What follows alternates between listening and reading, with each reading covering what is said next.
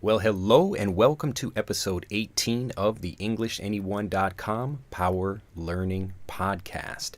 I'm Drew Badger, the co-founder of EnglishAnyone.com. I'm an author and an English speaking confidence expert, and it is a pleasure to be joining you again today.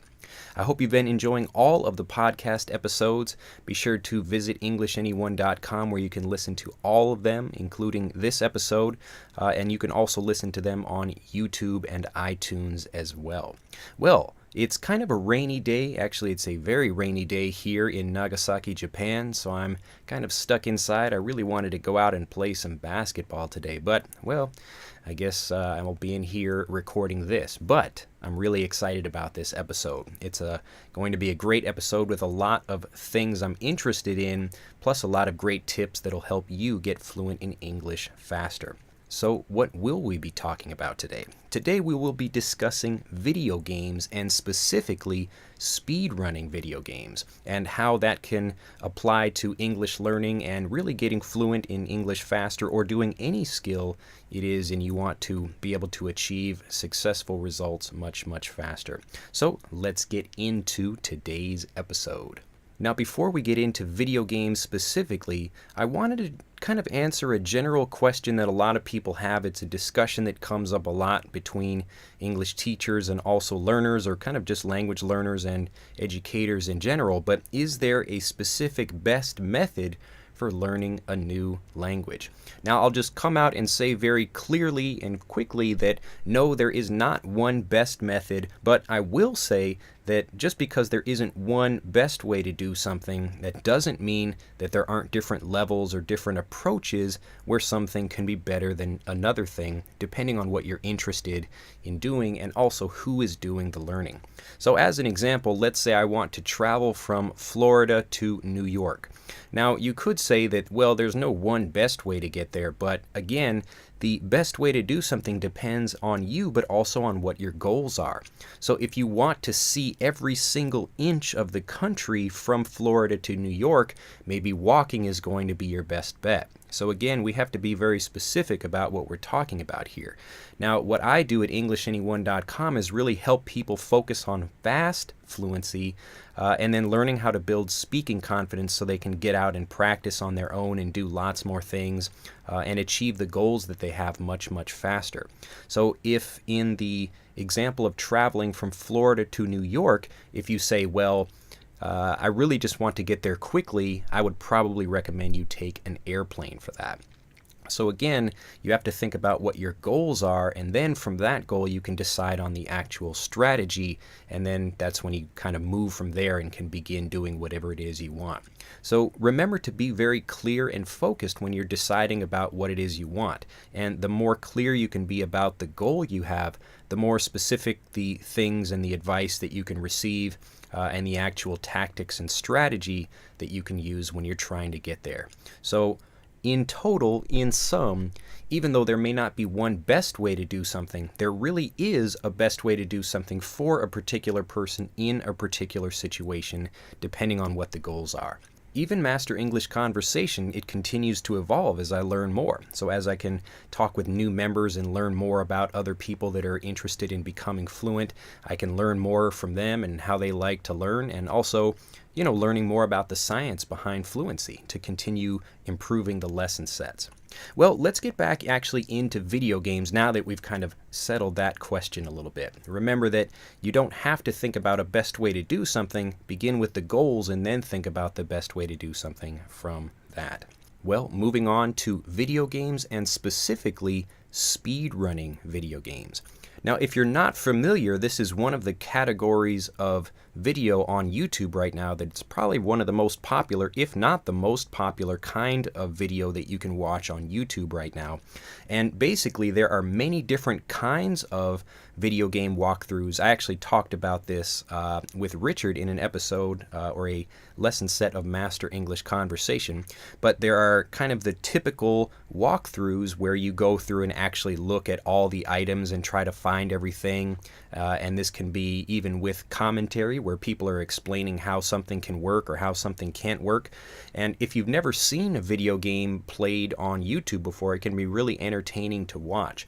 But one of the things that I've been watching recently is a collection of speed runs by Awesome Games Done Quick. Now, this is a group of people that get together to do speed runs, and it's a benefit for cancer. Usually they're trying to raise money for cancer or maybe something else. But basically, you get to watch, you'll have kind of a split screen where half of the screen is the video game being played and the other half is the person or people that are playing the game, and they're describing what's happening in it and saying what tricks they're doing and other things like that.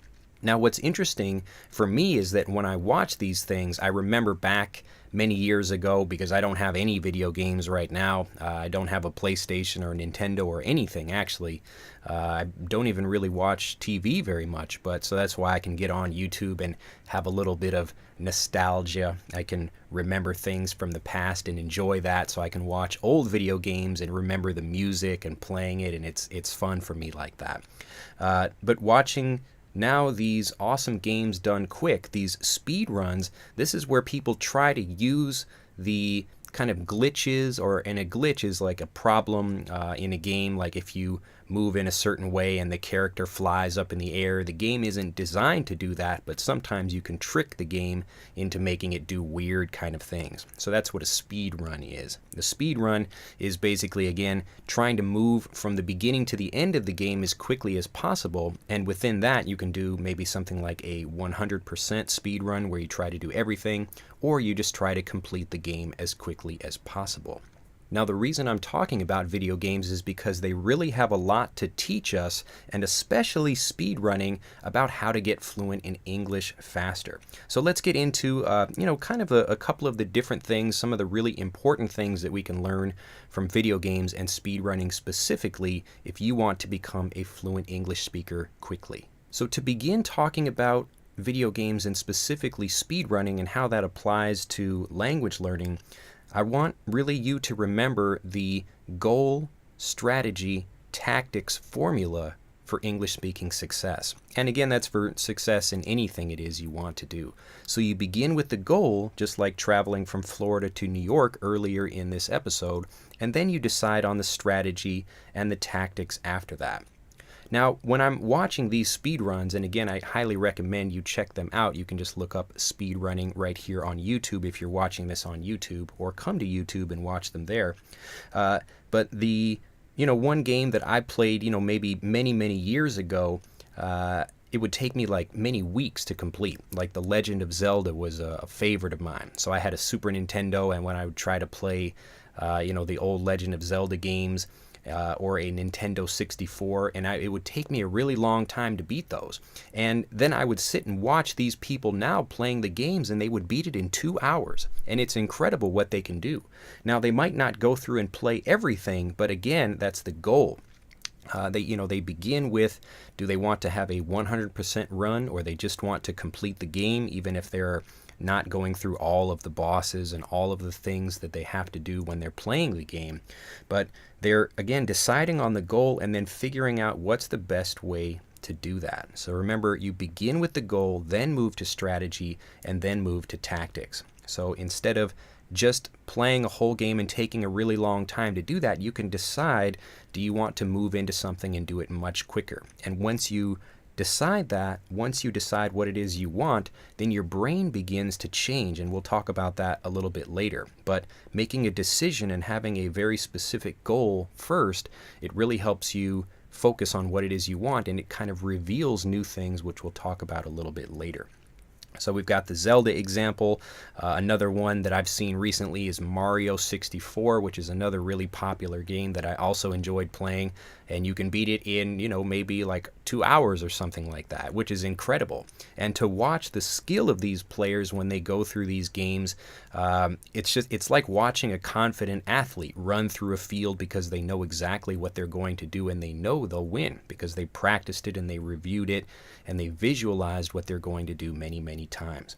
So let's talk a little bit more specifically about the second thing, and this is looking at things in a new way. And this is really important, and it also comes from the goal. So again, I want to keep stressing this because it's really, really important. You want to decide the goal first, and then from the goal, the strategies and the tactics will come from that. Now, before we talk about the video game specifically, I want to talk about, kind of bring you back to my college days. And one of my first classes when I was a young philosophy student back in college, I was learning about how we decide what something is. You know, when we classify something, you can look at a chair and then we would call it a certain thing. And there are different branches of philosophy that answer that question, the question of what is this, in different ways. So if I am thinking that there is only one specific way to do something, and I look at a chair and think that, well, this is just something for sitting, and that's what I classify that as. So the chair is something for sitting on. But you can also use it to block a door, or you can use it to, do something else. You could stand on it and reach something that's high up that you can't reach by just standing and reaching normally. So when you think about the question of what is this, you begin to open up your mind, and if you think, well, it can only be one thing, then you close your mind off. So to keep your mind open, and in the same way of playing a video game and looking for new strategies in that game or new ways of looking at something, it's the same thing for becoming fluent in another language. So when you look at, again, the chair example, I can see that as something for sitting on, but if I only see it as that, I won't be able to use it to stand on, to reach something, or to block a door, or do other things like that with the chair. So always keep your mind open, and even if one thing may be designed for a certain purpose, you could actually start using it in a different way if you begin to think about it differently. So always keep your mind open. Now, the specific video game example of this that I really like, and this is if you've never seen a speed run before, it's almost the exact opposite of what normal people would do when they play a video game, and that is intentionally get injured or hurt in a video game. Now, when you usually play a video game, especially you watch, young players or new players to a video game, they're being very careful and cautious. And this is really important, so listen very carefully to this explanation here. It's very, very applicable to language learning. So young players or new players to a video game, especially I remember watching Mario Brothers, when I was very, very young. That was really the first video game I played on the original Nintendo. And I would be very careful about not getting hit by the enemies. I would have to jump over them, and I was just being very, very cautious, and I had very little confidence in myself for playing that. But watching players go through and play a video game now, sometimes they will intentionally get hit to give them a speed boost where they're trying to move from one area of the game to another. Now, what's interesting about this is that they're intentionally getting injured in order to do something, which is the exact opposite of what most players would do. And the reason they're doing that is because, again, they're beginning with a larger goal and working from there. If the goal is to not get injured at all, then maybe they're going to go through the game much more slowly. But if the game goal is a speed run and you want to move through the game as quickly as possible, what you want to do is sometimes, when it's advantageous to do so, is jump into an enemy and have it speed you off in another direction. So you can do that in a variety of different ways, but usually it's called a damage boost. So a boost, you get some extra power or energy, but really you're using the kind of the recoil, and the recoil is when you get hit and you bounce back a little bit, but you turn your character and have it shoot you forward in the way you want to go. So again, remember to think about things from the goal first. And if you just ask the question, do I want to get injured by a boss, or do I want to get hurt by an enemy or not? You can't start from that question. You have to start from the goal. Just like you can't say, what is the best way to learn a language? You have to begin with the goal. Do you want to learn it quickly? Do you want to become a good writer? Do you want to do these other things? And from there, you move on to fluency. Interestingly enough, the same principle also applies in stock trading. I remember reading about this when I was younger and I was interested in the stock market and learning about business and investing, that kind of thing. And I was reading a really interesting book. I believe it was called Market Masters. Now, I don't remember if that was the name of the book or not, but it was about a couple of different people that were really good at stock investing. And again, they had the same thing in mind. They began with a goal of, I want to spend a certain amount of money and I'm going to have a strategy that if I lose a little bit, I will sell that stock and then I will buy something else. So what's happening here is that even though they're getting injured a little bit, maybe they spend $10 to buy a stock and then the stock price goes down a little bit and they'll sell that, they have maybe 1 out of 10 stocks that does incredibly well. So they have a specific strategy that they will buy something and then sell it if it goes down, and if it continues to go up, they will just let it continue to go up. The same thing happens in pay-per-click advertising, which is also really interesting. The point is not to spend the least amount of money possible. Really what you want to do is be able to spend the most amount of money, because the person that can spend the most amount of money is the one that's probably going to win in that market. So you may lose a little bit more money on a particular transaction, but if you can make more money in the long run because that's your strategy, then that's going to be really beneficial to you. So getting back to the video games, again, we've got the same thing. It comes up in many different areas of life, and I really want you to remember that. So we've got video games, advertising, stock market trades, and then for fluency as well. So the exact parallel here is actually forcing yourself to be in situations where you could get kind of injured a little bit, just like you would in a video game. And these are why you actually try to make mistakes. So you go through a situation where you actually try to make mistakes and try to get into a position where you could kind of hurt yourself a little bit, but it's part of the larger strategy of working faster to get into fluency faster, because the faster you make these mistakes, the faster you learn from them. So I hope you can really take that and kind of, when you're speaking in English or whatever other language you're studying, think of yourself as a video game character moving through in a speed run. So again, you want to get injured sometimes because that's what's going to push you faster towards the goals that you have. It's a really different way of looking at something, where instead of being like a new player and you're getting really nervous and you're losing confidence and you're very cautious about something, you kind of jump bravely into a situation, but know that having mistakes and certain kinds of mistakes are the things that will propel you to fluency much, much faster. Moving on to the third and final thing that we can learn from speedrunning and video games is the road to mastery. Now, if you think about people that are playing speedrunning games, they've really been practicing, and there are whole communities about these things. Some people will spend years actually going through a particular video game that they like, testing lots of different things, how they can figure out how maybe they can get this glitch to do something, and after all of that, they've used that and they can combine that information with what other people have found, and they can turn a game that maybe would take 30 hours and turn it into something that's only 2 hours. And the same thing, it's exactly the same thing for learning a language.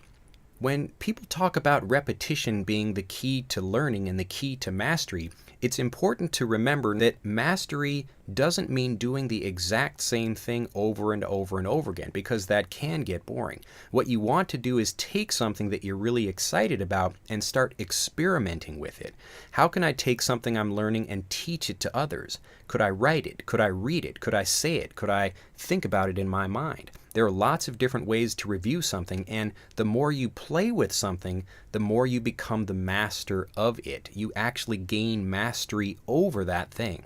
And that's a sense of power, just like the speedrunners that know they're going to work through a game and they know how to do something, and they can do it so well that they've built up confidence. But what confidence really is, it's mastery over something. You know you're going to get in there and do it. So we can think of master of something, but really it's mastery over that thing. You really kind of dominate that thing, but in a positive way. And that's what you should really be doing, and that's what building confidence is all about.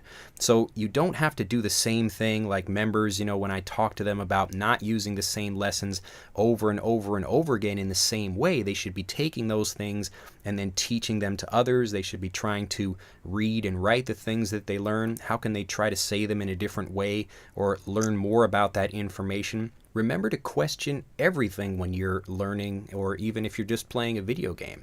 Could a wall be used for jumping up something, or could you maybe go through the wall somehow, or could there be even a different way to do it?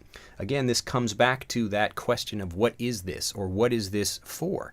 Is the chair used for sitting, or is the chair used for, standing on so I can reach something? When you open your mind and have that specific goal from the beginning, then that's what's going to lead you from the strategy and then on to the tactics and to experimentation. And that's where you really get to improve. You gain mastery over something, you take control of it, and that leads you to fluency and then ultimately to freedom. So whatever it is you're interested in doing, that success, all of those things begin with the original goal that you have and then being able to open your mind and experiment with things. To learn more about this, I highly recommend, especially, whether you've been a video game player or not, watch some of the speed runs online, especially the Awesome Games Done Quick series. It's a lot of great players from all over the world that do lots of fun games. One of the probably maybe top 10, if not maybe the top game that people really like to speedrun is Super Metroid, Metroid, Metroid.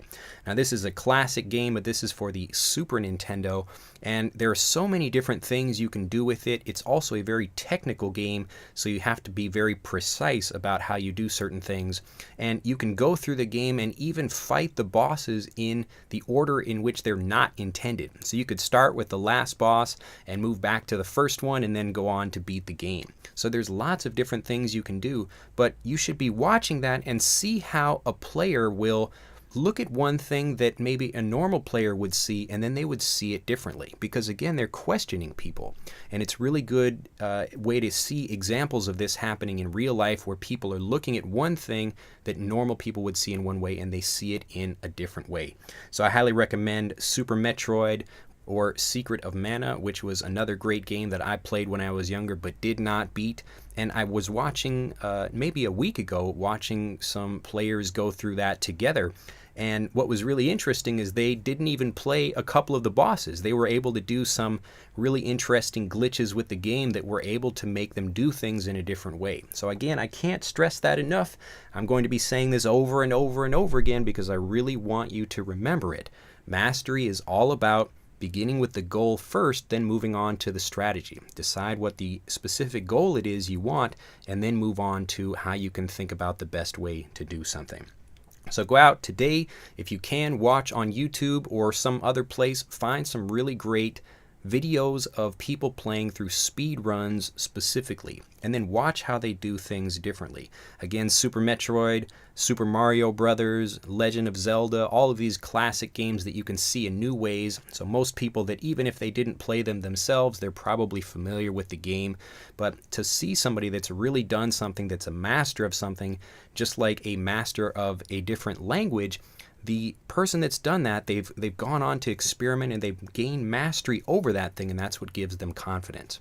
So you can see what that looks like, and it will give you the confidence to want to explore more and learn more about fluency for yourself. Well, I hope you've enjoyed this podcast episode. Be sure again to go out and start watching some things, not just even video games, but watching people that are masters of anything they do, and watch what they do. Watch how they see things in a different way that most people don't see them, and watch how that changes them and builds their confidence up.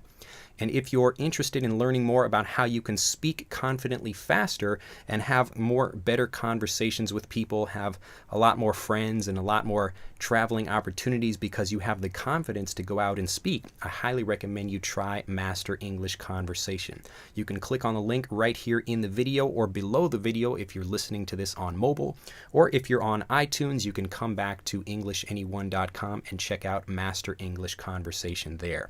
It is specifically for people that really want to get fluent very, very quickly and that want to know the exact strategies and tactics that will help them do that. So if that's your goal, come and check out Master English Conversation. Have a fantastic day, and I will see you in the next episode of the Power Learning Podcast. Bye-bye.